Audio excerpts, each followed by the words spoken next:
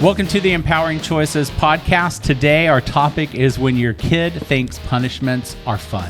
I really just have to call out the fact, Josh, that you're just glowing I know. It's like the sun is hitting the table and giving me an angelic parenting halo. Angelic parenting Yes. halo. So you would never give punishments out to your child with a face like that? Of course, yeah. We mentioned that we were wanting to talk about this topic, and your face, Josh, was like, "Oh yeah, we need to talk about that." Yeah, totally. That was the reaction we got. Exactly. Yeah. Okay, so the other day what's up? we were at Pop Pop's house. Okay, so we're visiting Pop Pop's because Pop Pop's just had hip surgery. And so we're over there, we're sitting, he has a table, and on the table, there's some different things. There's like some cups and just some coasters and things like that. So my almost 3-year-old in a couple of months, he goes up and boom, knocks the stuff off. Just clears the table. And we've been talking about this. So I said, this is something he has done before. Yeah. So I said, no, we do not knock things off the table. You're going to go to timeout. So at our house, timeout, we remove from the living room, put on the stairs, and we set a timer. So over there, I did the same similar thing, said, okay, you're coming over here, you're sitting on the stairs, it's a little darker over there, it's a little whatever. Well, he goes over there, he sits, I come back, timer goes off, bring him back in. Not like 20 seconds later. And I do ask him, I said, why were you in timeout knocking things off? Are you going to knock things off again? Yes. I was like, no. So coaching him through. Exactly. But he said the quiet part out loud. Yes. I see a little bit of the problem. Yep. So he comes back, he does it again. And so I say, okay. Literal same location. Going to timeout. So take it back over there. We do the thing. Come back, does it again. I take him over there. And then he's like humming and singing, and As I'm he's in realizing, timeout on the stairs? realizing this is not working. So I thought, Correct. Well, you noticed something. Yep. So I thought, okay, he thinks this is a game and that this is fun. He likes me whipping him out and putting him over on the timeout and whatever. So he had been begging to watch this YouTube animated thing and on the phone and like watch a phone. We're like, no, we're visiting Pop Pops. We're not going to whatever. Well, anyway, so I put him in timeout. And then this is walked. The second time? Yep. This is now the third or fourth time. Yeah. The third or fourth time. Okay, so this is like we're looping now. Yep. So I walk out from the area. I whip my phone out and I pull up the thing he was wanting to watch. Okay. Hit play, and all of a sudden the theme music starts from around the corner. From around the corner. All of a sudden, guess who starts crying? Guess who doesn't want to be in timeout? Guess who is now? And so I said, sorry, buddy, you're in timeout. Daddy's watching this. And so That's like devious, dude. Yeah, so I sat there. Daddy's going to watch your favorite show around the corner. Exactly. So I watched it, and he cried. And then when the timer was done, I went and got him. You're going to get chewed out in the comments for this probably. story, And he was still crying. And I said, are we going to throw no. Are we going to whatever? No. And then he came back and didn't throw anything. And after that behavior stopped. Yeah, that behavior, was done for the day at least. So you guys can tell me if I did that right or wrong. But basically, I realized like, oh, he thinks this is fun and funny, right. And so then I found a way to make the timeout realize that he's truly missing out on something. He's missing out on something. Yeah, that is timeout. That is the essence of what is it intended to be. Yeah. So. You were having thoughts while Josh was telling that story, Eric.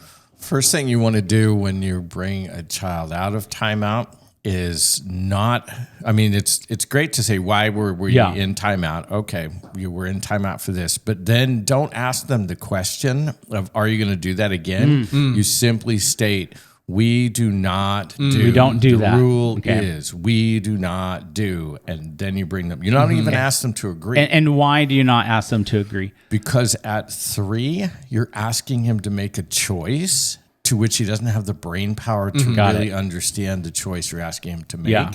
In grade school, when you get more strong-willed, then you're giving them a platform of going, yeah, sure, or no, or you're still giving them leverage to be able to have a power struggle with you. Yeah. But if you just state, this is what we don't do. Don't do this. So I may be like overcomplicating it for how young he is. Yes. Okay. Yeah. And so you just make it very simple. The rule is we don't knock things off the table. Now come out and, and rejoin us. you know, Right. in that part.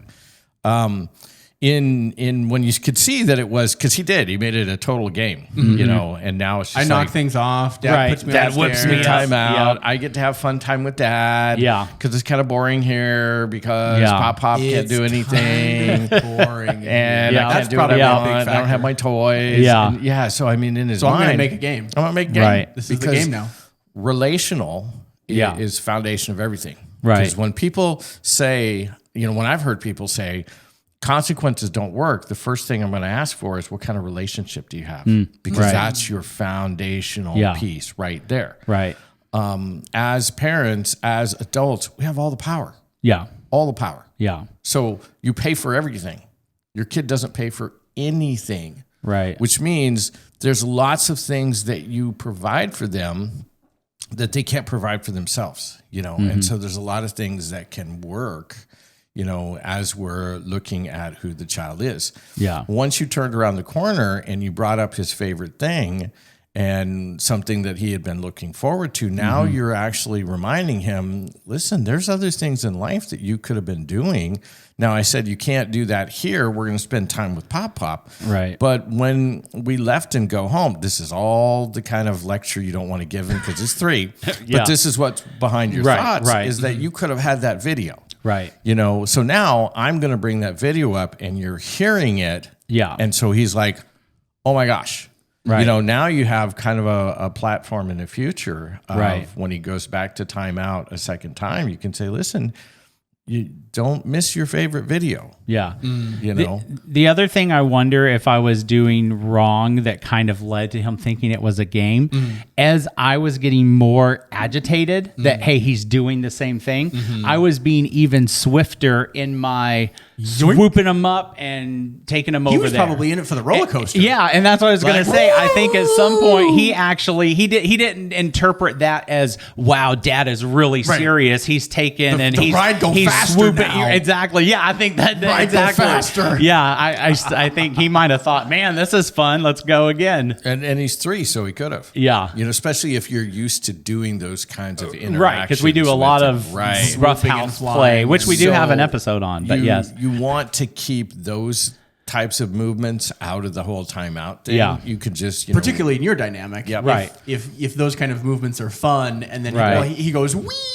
roller coaster, go faster. yeah, because as I pick him up to take him to the timeout, his smile is getting bigger. Right. Like I'm like, okay, I'm doing something wrong here, on. kid. And so, I mean, you can just go over and take him by the hand and then take him over to the timeout. Keep talking to Pop or, Right. you know, other Right. people, you know, not put any kind of attention onto him. Okay, you're in timeout. you Yeah. know. And then by. if it continues to happen, you know, the time might increase to a certain degree. Right. But I think that bringing in a favored thing Right. is a really good thing to do for his age group. Yeah. I suggest bringing in favored things for grade school and up through high school when it's more of a they get stuck or Right. there's kind of self-harm type tendencies involved, you know, something that will help them be able to unlock, you know, their own emotions. Yeah. When I was in a treatment center and working in there, I got to know each of the kids that were in there. And so in my box, which was bigger than what I have now over at the clinic, I had something that appealed to every kid in there. Okay. And so when the kid was in timeout and, you know, in a treatment center, you don't have good control of your emotions.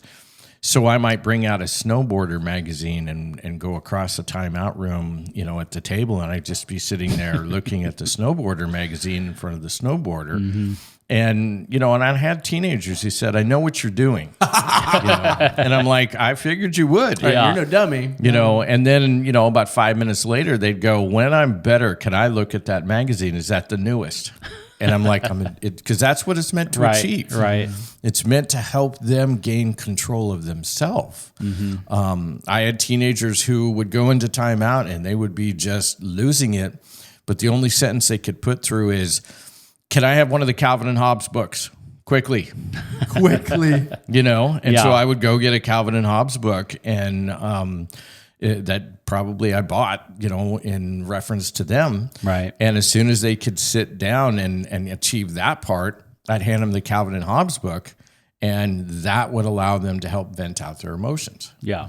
So you're looking for things, because we think of punishments in Western society as just, this is what you do, now you learn from it, now you don't do it. But sometimes what you're looking for are things that help support the human being in gaining more control of themselves. Yeah. Well, I mean, I think we're talking about, and I never remember the neurologist's name, but like kids have two types of temper tantrums. One where they are emotionally out of control and they don't want to be emotionally out of control. Mm-hmm. Yeah. And the kind where they are in control and they are doing all of those things as a way to attempt to gain leverage. Yep. And I think what you're saying is that if you see a kid and based on your assessment, they are emotionally out of control, you want to try to help them calm down and re-engage their ability to think. And in which case you can do things that are nice for them to help bring them down. Yes. But then on the alternative side, if you have a kid where it's like, I think you're in control of your emotions, you're just kind of doing this to try to get one over on me, you probably treat that kid differently. Yeah, because even at the age my son is right now, 100%. we have what I call the fake crying, and then the real crying. 100%. And the fake And that's crying, what you is totally like, nope. You can see it. Yep. But real crying, you can also see and go, oh, wow, he's truly overwhelmed. This is, Mm-hmm. Yeah, no, totally. And, what you did in that whole scenario of bringing in that favorite thing was to help your son on a 3-year-old level think. Right. What do I really want? And am I getting that right now? And how on his 3-year-old thinking can I then achieve getting out of here so that eventually I can be moving back towards getting that? And a bit of child psychology, maybe, because I think about my own self. I was... I like to, I don't know, school was boring, so I like to make it more fun. But I would trade off in my head if the punishment is worth what I wanted to do. You were like calculating the cost. To the point that we had, and this is probably why I hate handwriting today. We had a science, the old, how they used to make you write 100 sentences or whatever. So we had a science teacher. Her thing was, if you got in trouble in class, you had to write the chapter summary. And sometimes she'd make you write it 2 times. And it was like, it seemed huge. I don't know how long it was. Copy the thing out of the book. It's probably a page. So I pre-wrote the chapter summary. And then I came to class. And then at the appropriate moment, I don't remember what it was, but I cracked my joke or did my thing that made everybody laugh. And she said, chapter summary. And I whipped it out and said, yes, ma'am. And she was not very happy. And then she made me go do like 10 of them. But in my mind, I was just like, oh, So it backfired on me. But in my mind, I was like pre-going, what's the punishment? I'll just do it. And then it was like a transaction. I'll just pay you the $1 because I want to go on the ride. So the question, I want to go on the ride. You're going to have so much fun. You're going to need us so much. Right. So when the teacher said, I see your transaction and I've multiplied it by 10, how did that hit you? Big time. I was like, oh man, this was a fail. Yeah, what I thought was so smart and genius, I was like, oh man. Well, you said that your dad doubled your grounding for the summer. I was thinking of that. Yeah, I was thinking of a different time where he sent me out to the bush out front and said, go out and pick your switch. Yeah. And that was not my finest thinking moment because I thought, man, if he's going to let me pick the switch. So I got the smallest branch on the tree. Little toothpick. And I came in and I presented it to him. And then my statement was, go crazy, Dad. Yeah. He went How did that end? He went out and picked the biggest branch on the tree. Switch. Yeah. And I saw the error of my ways and arrogance. And he never asked me to pick a switch again. And I was never going to go that route of the smallest one either. Well, and I think so. I'll call this out as the part of the thing that I'm hearing in what we're talking about is, yes, Indy, hello. You have to outthink your kid. Right? Because you were saying that as I was getting more agitated, I was engaging in behaviors that were going this way, and you were going the wrong direction. Right. He was making it more of a game. He was doing less of the behavior that you were aiming at as you were getting angry. And you had to go, hold on, I need to engage my adult thinking brain, and you had to outsmart him Yep. The teacher had to outsmart you. Your dad had to outsmart you. You had to like think your way through the behavior, think your way through the discipline. And I'm talking to myself, right? I mean, this is my problem too. Well, I mean, why do you have to outsmart your kid?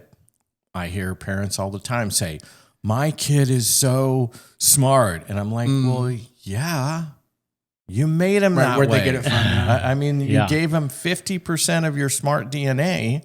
So of course they're smart. And if there's the off chance, I'm just thinking out loud here, if there's the off chance that they got it from your partner, well, ask them because they're smart. Yes. Help them outsmart your kid. Well, and that's the thing is that sensing, if you both are really smart, like I had two parents, Right. I had a call from a mom saying, hey, I want to see if you can see my kids. They, we took them up to Portland and they both got diagnosis of oppositional defiant disorder.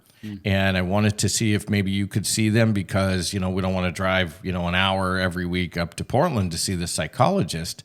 And my first question was, how old are they? And their answer was 4 and 5. You got oppositional defiant disorder. Yeah. And I just laughed. And I said, okay, let me ask you a question.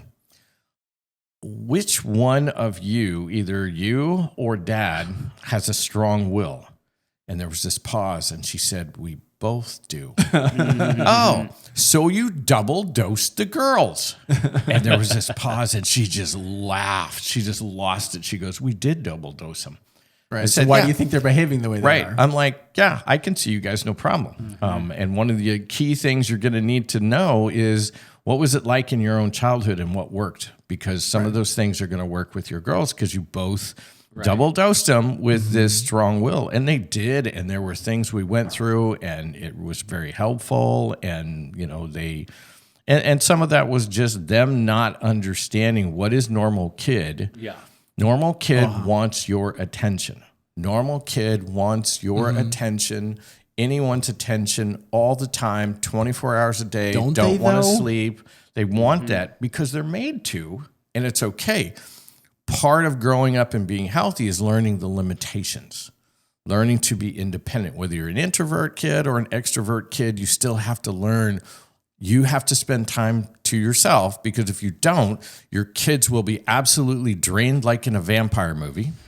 And now you can't spend any time with them. And so you're teaching them that. You're teaching the parents you still have to have time to take care of yourselves and your relationship. So there's a balance that's going on there.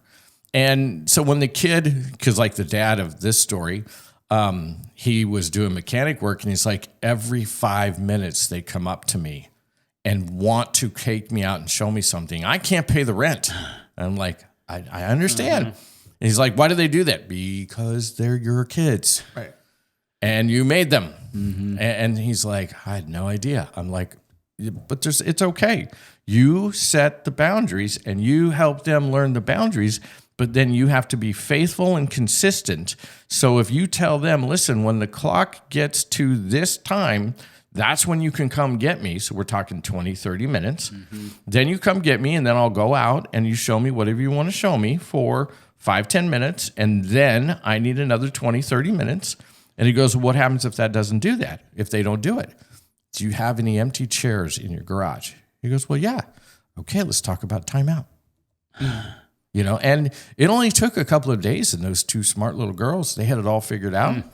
And they had tons of stuff to show him when it came to it. Because they'd come in, they look at the clock, okay, it's not ready. They go back out. Yeah. They'd keep each other accountable. And they had a great growing relationship with that. My contribution to the what happens when your kid wants the punishment.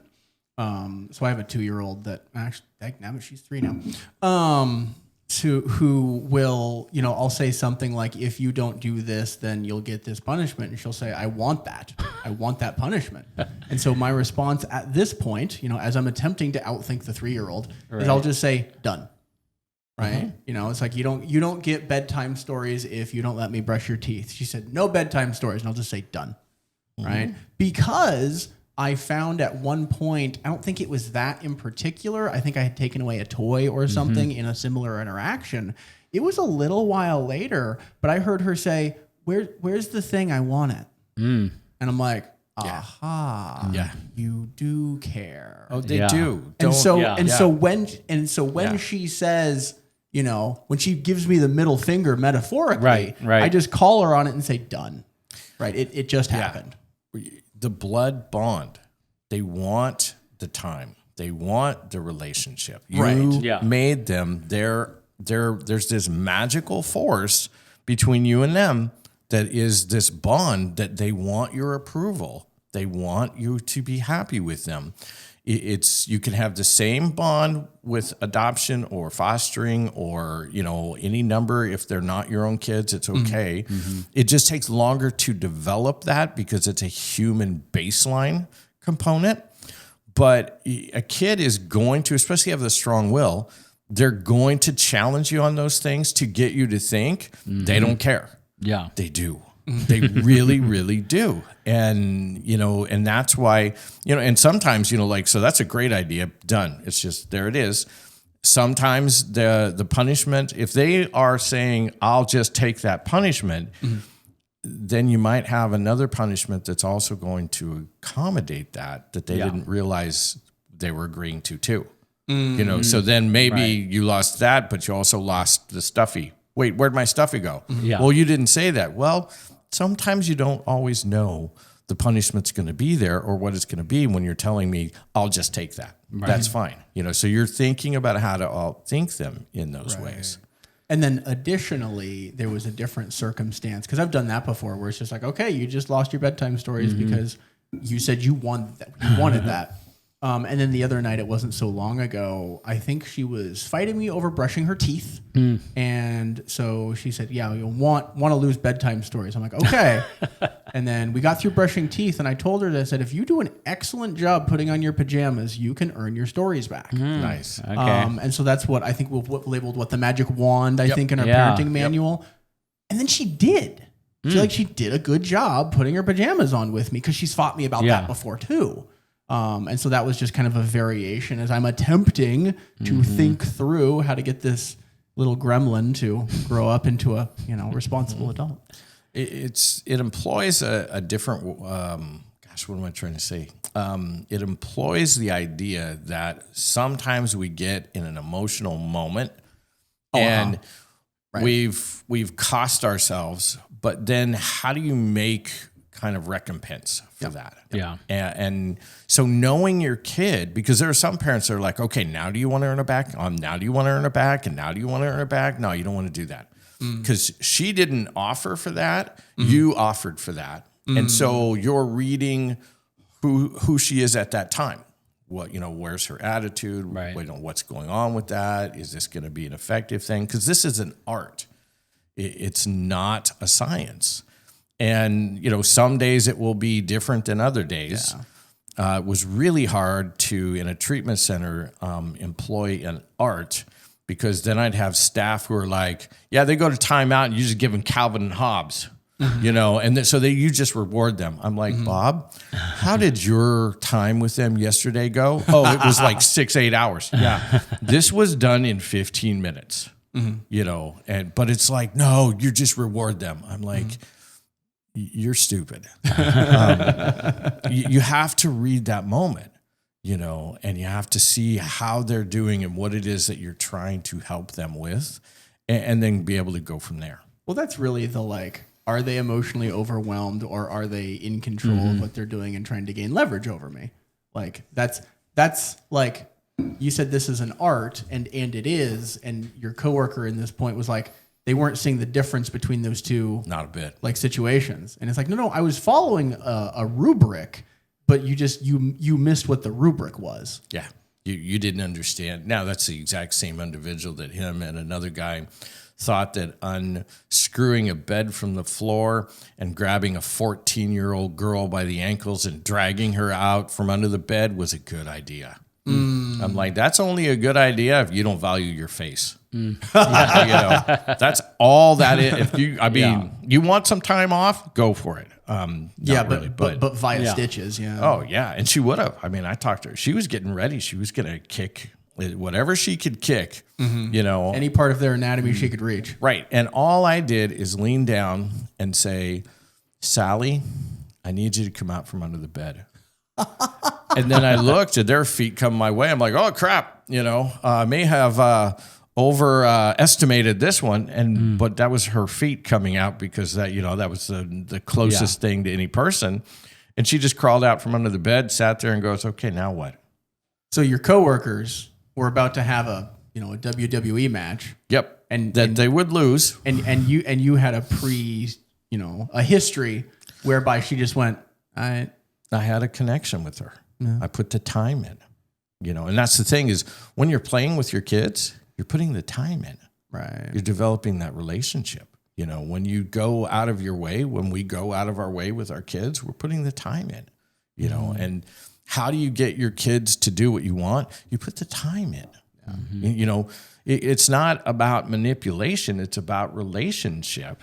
And they will get your time, bottom line. They will get it. Right. They're either going to get it in a bunch of ways that's going to be embarrassing, that's going to be awkward, that's going to be inconvenient, especially the older they get. But they will get your time. And I've had those conversations with those teenagers who say, this is the only way that I ever get my parent to actually talk to me. They have all of their brain cells lined up and go, I'm doing this on purpose. Absolutely. I mean, one, I'm kind of mad at the way they treat me. And so there are those things and phones that ring when they shouldn't. Your phone's going to get your time too. Right. Okay. And then there are those times where, they're like, the other part of doing this is when I get to talk to them. So even if they're yelling at me and cussing at me, at least they know I exist, and if you put that time in and spend that time with them, then you're going to have so much less of that to have to deal with. They're still going to be naughty little girls and boys, just like adults do things they shouldn't do. Yeah. What? No, we're perfect. Yeah, right? What are you talking about? Yeah, exactly. Right. Well, is that a wrap on this one? I think so. Yeah. I feel like I'm a living experiment. Yeah. So I'll take it all in. Josh are our guinea pig. That's and right. The fishbowl is your home, to which we must get to look on the outside. Yes. Tune in we next should have week. brought Snickers bars to put in there. There you go. Yeah. So yeah, we'll see. We'll see. Tune in next week for more adventures in parenting. Exactly. So definitely let us know if you've been through some of these things, if your kids have thought that their punishments were fun, if you think I was cruel for playing my child's favorite YouTube intro while they sat on the stairs and cried. But we want to hear from you. Like and subscribe, and we'll see you on the next episode.